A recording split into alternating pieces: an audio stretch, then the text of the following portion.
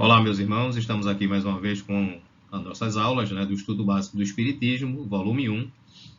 Estamos no primeiro módulo, que é a Introdução ao Estudo, o roteiro número 6, desse módulo, Introdução ao Estudo, e estamos tratando da origem das religiões. Esta é a segunda parte, e na sequência das aulas, a aula de número 15.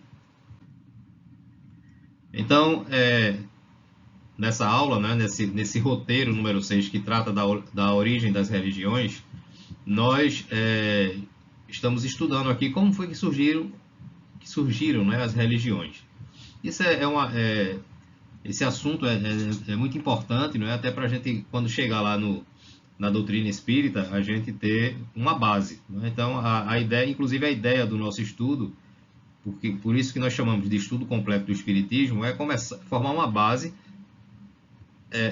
para todos aqueles que querem aprender o espiritismo e compreender, como é que o processo religioso ele surgiu, como é que essa questão da crença em Deus, como é que essas coisas surgiram, no decorrer da evolução humana.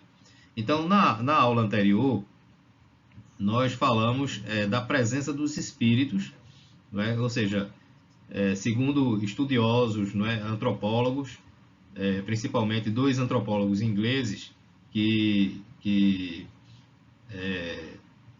fizeram inúmeras, anos e anos de pesquisas, em tribos primitivas, como tribos lá da região da Polinésia, e pelos relatos, que eram passados de gerações e gerações, e na época em que eles fizeram esse estudo, acho que na década de 50, 60, se não me falha a memória, as pessoas daquelas tribos lá da Polinésia, elas ainda cultuavam, elas ainda viviam da mesma forma que os seus ancestrais, que eram homens primitivos. Então, o que é que esses estudiosos chegaram à conclusão? Eles chegaram à conclusão que no homem primitivo, ou seja, os primeiros homens que surgiram aqui na face da Terra, eles tinham constantemente contato, com os espíritos. Eles não sabiam o que eram os espíritos, eles não tinham intelectualidade nenhuma, nós falamos disso, eles não tinham nem a capacidade de abstrair, que nós explicamos também o que seria, e os espíritos estavam ali de forma constante, de uma forma mais incisiva, orientando, dando informações, explicações, e os próprios espíritos, dos entes, os próprios entes queridos, os familiares que desencarnavam, que viriam a morrer por algum motivo, eles, dessa vez agora sem um corpo físico, como espíritos, eles permaneciam ali no clã, ali nas famílias, convivendo com eles, essas pessoas que morriam, esses homens que morriam nessa época, esses homens primitivos, eles nem sabiam que tinham morrido, eles simplesmente morriam, mas se viam ali, como se estivessem vivos no corpo físico novamente, convivendo ali no meio da família naturalmente, Eles não compreendiam o que é que estava acontecendo, mas também não se preocupavam, em entender, até porque, como nós dissemos, eles não tinham uma capacidade de entendimento intelectual. Então, a gente vê que as religiões, ela começa com a presença dos espíritos, tá?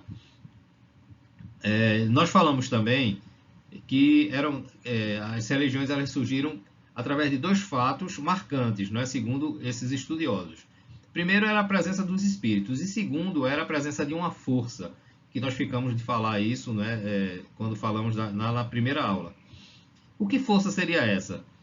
Lá na frente, quando a gente estiver estudando o espiritismo, em algum momento, eu não sei como, porque são muitos assuntos, muitos temas, nós vamos falar de uma coisa que se chama ectoplasma. Tá? E o que seria esse ectoplasma? Eu vou dar uma explicação bem rápida, até porque não faz parte aqui do contexto, porque o ectoplasma é um assunto de aula exclusivo, para você ver como o assunto é vasto, tá? Esse tema ectoplasma, ectoplasmia. O ectoplasma é uma substância fluídica que ela envolve o perispírito, ela fica entre o perispírito e o corpo físico. Ou seja, ela consegue ser ao mesmo tempo fazendo parte do corpo físico e do perispírito. Mas é uma substância muito sutil. Ela é como, ela quando surge, ela é como se fosse um vapor, é mais denso. Pronto, do meu tempo, né, quem é do meu tempo vai lembrar daquele algodão doce branquinho que passava aquele carrinho, o cara fazia aquele algodão doce, né? Não é esse cor-de-rosa que tem por aí dentro de saco plástico, não é esses tingidos, não. Era aquele que era feito na hora mesmo. Então, ele é uma substância vaporosa, agora muito densa, não é como se fosse, ele chega a ser o ponto de parecer com o algodão doce, né? Não é o algodão doce, eu estou falando da consistência, da forma, e que ele é liberado por determinadas pessoas que possuem a mediunidade de efeito físico.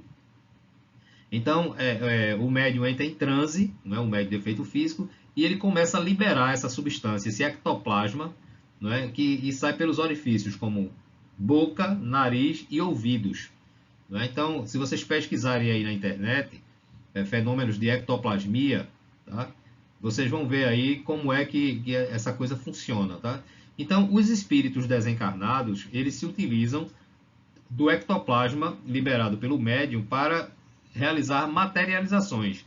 Então, é através do ectoplasma que alguns espíritos se materializam, não é? E se tornam palpáveis e podem materializar determinados objetos. Tá?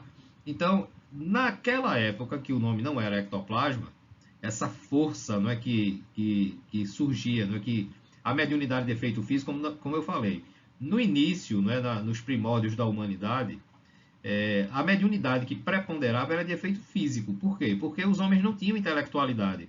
Eles precisavam ver, sentir, apalpar as coisas para poderem compreender. Então é lógico que se dava muita ênfase à mediunidade de efeito físico. Né? Os espíritos se manifestavam muito fisicamente e materialmente. Então, os povos daquela época, eles deram o nome de Mana, eram dois nomes, né? Mana e Orenda. A gente vai ver isso lá na frente, tá? Quando a gente tiver, principalmente quando a gente estiver estudando mediunidade, ok? Então, eles davam esse nome de Mana e Orenda. Por quê? Porque aquelas pessoas que tinham mediunidade e não sabiam nem o que era isso, repito, a ignorância era completa, né? Eles entravam em transe, também sem saber por quê, e liberavam essa substância, que hoje a gente sabe que é o ectoplasma, mas naquela época era chamada de Mana e Orenda, e os espíritos se utilizavam, né, daquela substância para realizar materializações, inclusive muitos espíritos se materializavam ali no meio das tribos. Tá? Então eu fiquei de dar essa explicação. É só a título de conhecimento, porque essa substância ela não entra de uma forma direta aqui no nosso assunto. E nós estamos tratando aqui da origem das religiões. O que basta a gente saber, que a gente está fazendo esse resumo aqui nessa informação que nós estamos colocando aqui no slide, é que na primeira aula nós vimos, né, que a origem das religiões ela se dá pela presença dos espíritos. A gente vê também que começa ali o início das divindades. Não é por quê? Porque os espíritos, por serem seres diferenciados, né, nós até explicamos, né, passam através do fogo e não se queimam, entram na água e não se molham, alguns exemplos, né? Passam através das paredes. Então, aqueles homens primitivos, eles viam isso aí, eles não entendiam absolutamente nada, mas eles sabiam que aqueles seres eram diferentes, eram superiores a ele, porque ele próprio não conseguia entrar no fogo sem se queimar, não conseguia entrar na água sem se molhar, não conseguia atravessar uma parede, mas aquelas pessoas passavam. Então, começou a ser atribuído aí, veja, a questão da divindade, porque a religião, ela surge com a divindade, ela surge com Deus.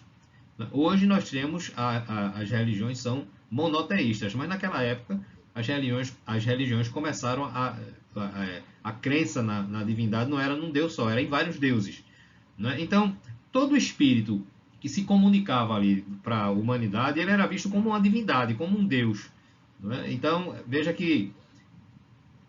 é importante que a gente fixe bem isso aí, tá? As religiões, elas começam pela presença constante dos espíritos, principalmente nos fenômenos de efeito físico, não é? E esses espíritos, como eram seres superiores, não é? Pela condição que eles tinham de espíritos aos encarnados, eles foram vistos como seres superiores, como divindades. Então veja aí a coisa já começando a crescer, tá? E isso daí faz com que se torne a origem das religiões. Aí a gente viu também que o homem ele vai assim, por fases, não é? Por fases evolutivas, que a gente vai falar daqui a pouco aqui, desses horizontes que Ernesto Bolzano fez um estudo baseado nesses antropólogos, nesses dois antropólogos britânicos, tá?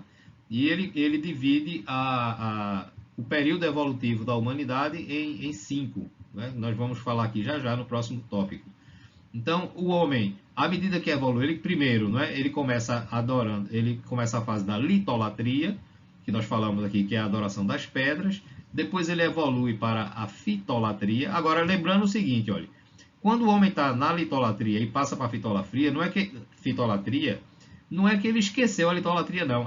Eles vão se fundindo, tá? Eles vão, é como se eles fossem formando elos que se encadeiam. Então, o homem passa a adorar, não é? Esse grau de adoração aqui chamado de fitolatria, que é adorar os vegetais de uma forma geral, ele está unido com a litolatria. Então ele passa a adorar pedras e vegetais. Mais na frente, à medida que o homem vai evoluindo, ele passa para a zoolatria, que é a adoração dos animais, mas sempre ligado com a fitolatria e com a litolatria e assim sucessivamente. Evolui mais um pouco e entra na fase do animismo, não é? Onde o homem começa, através do antropomorfismo, não é? Que é dar vida e imagem, não é? Aos animais, às coisas, não só aos animais, mas às coisas em geral. Não é? Como nós falamos, como tem uma ligação da litolatria, fitolatria, zoolatria e logicamente, com o animismo, o homem começa a dar vida, não é? Aos animais, aos vegetais e às pedras, e também dá a sua própria alma. Ele dá a vida àqueles seres e também a sua própria alma. Depois, num processo mais evolutivo, o homem entra na fase do mediunismo, tá? E o antropomorfismo aqui está ligado, eu coloquei aqui, mas ele está ligado ao animismo, tá? Que seria dar a vida, como nós falamos, e aparência humana, né? Ele dá as características humanas, a imagem, não é? As ações humanas às coisas que ele adorava, como as pedras, os vegetais e os animais, ok? Então a gente tem aqui, olha, Ernesto Bolzano divide o desenvolvimento humano em horizontes, que é o tribal, não é? Onde aqui a adoração é da litolatria, o agrícola, onde entra a adoração da fitolatria, o civilizado, onde entra aqui a zoolatria, e o profético, que é uma transição aqui do animismo, não é? O animismo ele está aqui no civilizado também, junto com a zoolatria, já é um avanço, mas ele se encaixa aqui no horizonte profético, tá? E no mediunismo, ok? E o horizonte espiritual, onde o homem já está completamente espiritualizado, que é o horizonte atual onde nós vivemos, tá certo? Continuando. Com a zoolatria, os espíritos, tem dois que aqui, tá? Que são sobre-humanos, são fundidos com os animais. É o caso da deusa Hathor, lá no Egito, né, que tem orelhas e chifres de vaca. Então, essa deusa, Hathor, eu não sei se o nome é esse, se pronuncia dessa forma, é Hathor, não sei, eu acho que é Hathor. Ela tem o corpo humano, não é, o rosto, mas ela tem chifres e orelhas de vaca. Né? Então, por quê? Porque o egípcio, que é uma das primeiras civilizações, né, não é a primeira, mas é uma das primeiras civilizações, e eu estou falando do povo egípcio, aquele povo primitivo ainda, né? Aqueles ainda muito similares ao macaco. Na verdade, no horizonte tribal, o homem é muito mais macaco, digamos assim, não é um ser humano, lógico, mas é muito mais parecido com o símio do que com a raça humana que nós conhecemos hoje. Tá? Então, Hathor é um exemplo, como outros deuses, né? Anubis, que tinha a cabeça de chacal, né? Horus, que tinha a cabeça de falcão, enfim, a gente vai ver lá na cultura egípcia, não é? A zoolatria, não é isso? E eles começam a fundir os espíritos, não é? Achando que os espíritos... Mas por que será que aquelas pessoas atribuíam aos espíritos a imagem de animais? Repito, porque na época primitiva o que predominava era força. Não existia dinheiro, não existia poder, não existia intelectualidade, não existia bens, não existia nada. O homem vivia das cavernas e passou depois a habitar as savanas, não é? Quando ele entra na fase agrícola, e dali ele vai expandir nas cidades, é onde ele vai evoluindo, não é? Ele sai da furna da caverna, não é? E na época da caverna, quem tomava conta da porta da caverna é quem era mais forte. Por quê? Porque a porta da caverna é quem fazia, permitia que alguém saísse ou entrasse. Então, normalmente eram os mais brutos, os mais fortes, não é? Então, a força sempre predominou. Aquele que caçava, que matava os animais, não é? Então, a força era o que predominava. E os animais, a gente sabe perfeitamente, não é? E eles sabiam também, eles entendiam isso daí, de uma forma brusca, mas entendiam que os animais, em termos de força, eram superiores a eles, né? Então, eles queriam ser fortes igual aos animais, e para eles, os animais, por serem superiores, porque tinham mais força, eles viam essas façanhas, né, digamos assim, que os espíritos tinham de passar entre as paredes, não se queimar no fogo, etc. Então eles fizeram uma fusão de espíritos com animais. Então isso era, veja que tudo isso faz parte do entendimento limitado que aquelas pessoas tinham, tá? Os faraós, que eram os reis, não é, do Egito, eles tinham dupla natureza. Eles eram humanos e eram divinos. Por quê? Eles eram humanos, logicamente, porque estavam na condição de homens encarnados, né, com corpo físico, mas por serem os reis, eles também tinham uma natureza divina, ou seja, eles eram como os espíritos, eles tinham a força dos espíritos. Isso segundo a visão das pessoas, tá? Ele não tinha os mesmos dons, digamos assim, dos espíritos. Ele não passava entre a parede, ele não passava entre o fogo sem se queimar, etc. Mas por que é que eles tinham essa natureza dupla, humana e divina? Porque, segundo as crenças, eles eram filhos da rainha, né, ou seja, humana, com o deus solar, com o deus Sol. Daí surgia a lenda de que Maria tinha sido fecundada pelo Espírito Santo. Veja como é interessante. Os egípcios, eles começaram com essa ideia de que os faraós tinham uma dupla natureza, ou seja, eles eram homens porque eles eram superiores, não é? Eles eram homens e eram deuses ao mesmo tempo, porque eles passaram a acreditar que o faraó era filho da rainha, que era humana, com um deus solar. Veja que a cultura grega, ele herda essa teoria, não é? Essa crença primitiva de que existiam semideuses, ou seja, os deuses vinham aqui na Terra, engravidavam mulheres humanas e tinham filhos semideuses, ou seja, eram uma mistura de humanos com os deuses. Tá? Veja de onde surge aí a ideia. Surge aqui dessa crença egípcia. Na Grécia, através do mediunismo, a existência dos espíritos com a forma humana, mas tido como deuses, cria o mito da mistura de semideuses. Veja aí, ó, os gregos herdam essa crença do Egito, não é? de que o faraó era uma mistura de homem, de ser humano com, no caso a mulher, né? De um ser humano com o deus Sol. Isso é herdado pela Grécia, não é? Que dessa vez, só que isso já está muito bem mais evoluído, e na cultura grega os espíritos tinham a forma humana, mas eles eram tidos como deuses, só deuses, não é? Eles eram espíritos e eram tidos como deuses. E aí esses espíritos poderiam, né, como eles eram deuses, eles poderiam se relacionar com mulheres humanas e criar uma mistura, né, de nem humano, nem totalmente Deus, um semideus.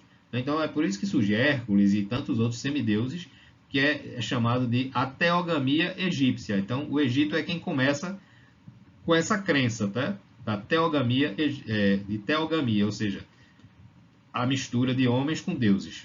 Eu espero que vocês estejam entendendo tudo isso aí, tá? Osíris, que era uma superioridade egípcia, digamos assim, não é? Ele tinha sido morto por Sete. Veja a semelhança. Veja que na Bíblia, quando Moisés coloca lá na Gênesis, ele diz que Caim matou Abel, certo? Veja a semelhança. Será que isso é mera coincidência?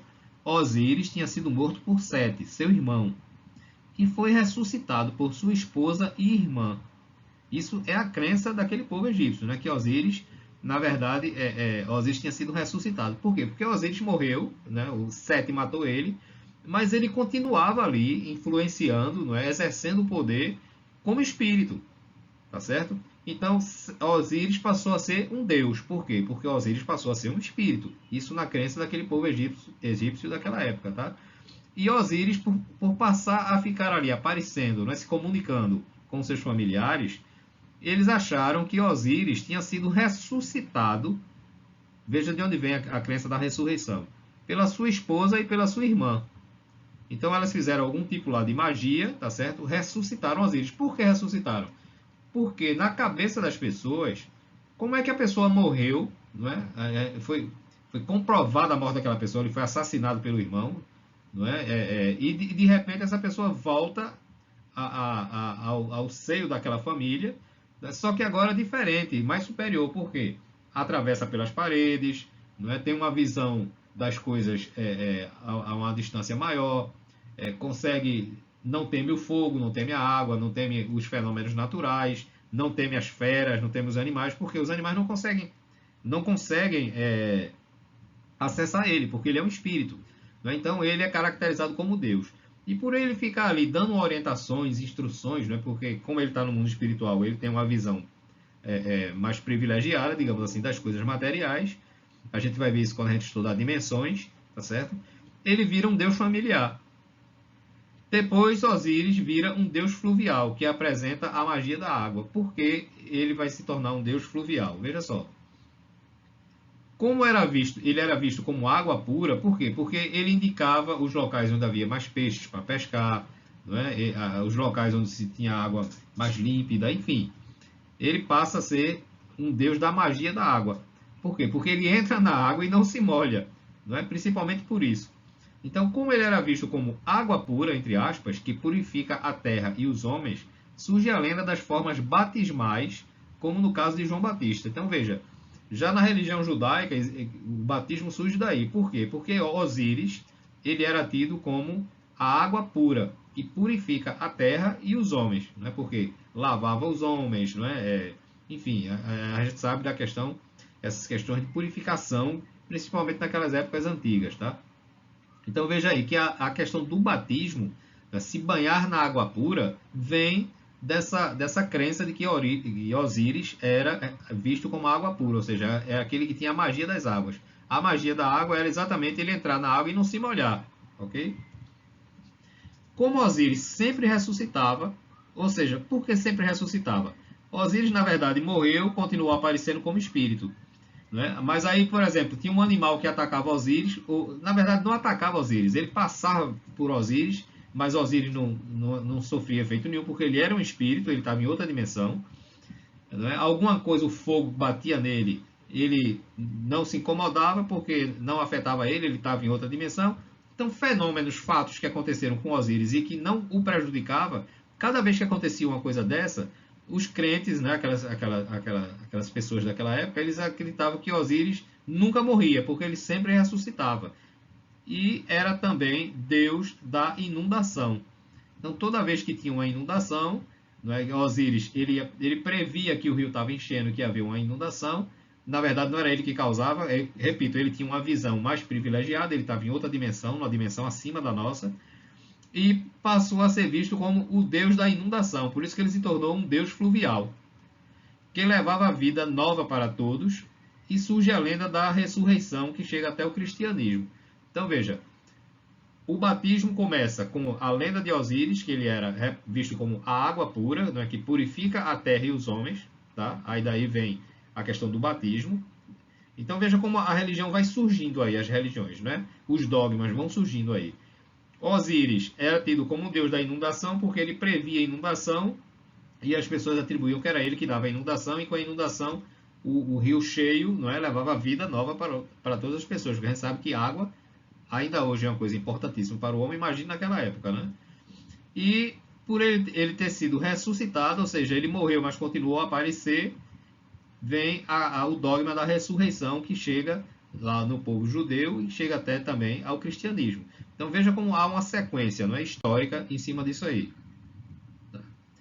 A terra, nós falamos aqui na aula passada, né, é tida como, que é a questão do fetichismo, é a deusa mãe, e o céu é o Deus pai. Então por quê? Porque o céu manda a chuva, não é, que fertiliza a terra. Com a chuva nascem plantas, não é? Então está fertilizando a terra. Então veja, o céu fecunda a terra com as chuvas. E a terra é virgem antes e depois do parto, e está sempre em estado de pureza. Então veja, a terra foi fecundada pelo céu. Por quê? Porque é do céu que vem a chuva. Então veja, os deuses, não é, mandam a chuva e fertilizam a terra. Não são os homens que fertilizam a terra, é o céu. Veja a questão mística existente aí. E isso aí nos leva a entender por que é que eles diziam que Maria não foi fecundada por José, que era o marido dela legítimo, né? Poderia engravidar Maria sem problema nenhum, porque era o casamento, não era uma coisa oficial. José não era namorado de Maria, nem amante de Maria, ele era esposo de Maria. Tá? É tanto que Maria teve outros filhos com José. Jesus teve irmãos, embora as religiões primitivas, né, antes da época atual, até um certo tempo desse aí, o catolicismo não aceitava que Jesus tinha irmãos. Mas a história mostra que Jesus tinha irmãos. E a terra era virgem antes e depois do parto, e está sempre em estado de pureza. A relação com a virgindade de Maria aí, tá certo? Então veja que a gente vai explicando como é que surgem essas crenças. Deméter, ou Ceres, era a deusa dos cereais. Isso aí já passa para a cultura romana, não é? Que já herdou também da cultura grega. E Baco ou Dionísio eram deuses do vinho, da alegria e do espírito. Portanto, comer o pão e beber o vinho era simbolizar a fecundação da matéria pelo espírito. Então, repetindo, veja. Deméter, ou Ceres, era a deusa dos cereais. E Baco, o Dionísio, ou Dionísio, a gente está falando aqui, né, no caso dos deuses gregos e egípcios, né? E grego. Gregos e romanos, tá? Deméter era na cultura grega, Ceres na cultura romana, Baco na cultura grega e Dionísio na cultura romana. Então eles eram vistos como deuses do vinho, da alegria e do espírito. Então veja, pão e vinho. Veja que até hoje a Igreja Católica usa, não é? Comer do pão e beber do vinho, não é? Que o vinho representa o sangue de Jesus e o pão o corpo, não é isso? Veja de onde vem essa questão aí, não é? Essa herança religiosa. Então, comer o pão e beber o vinho era simbolizar a fecundação da matéria pelo espírito, tá? Então veja aí como as coisas ocorrem. Tudo isso foi absorvido pelas religiões pagãs, não é? Todas essas crenças, esse misticismo, não é? Esse folclore foi absorvido pelas religiões pagãs, não é? Que eram já, inclusive a religião judaica, né? que vai passando isso também, que mais tarde cederam muitos desses rituais ao catolicismo. Então veja que essas crenças, esse misticismo, ele se adentra no judaísmo, ele se adentra nas religiões pagãs, ele se adentra no cristianismo da época, tá certo? Então veja a sequência. Então veja como as religiões vão surgindo a partir dessas crenças, não é? São as bases que fundamentaram as religiões primitivas. Então com isso a gente encerra aqui essa aula, tá certo? Ainda teremos, se não me falha a memória, temos outra parte ainda desse assunto da origem das religiões. Então, aguardamos vocês. Um grande abraço.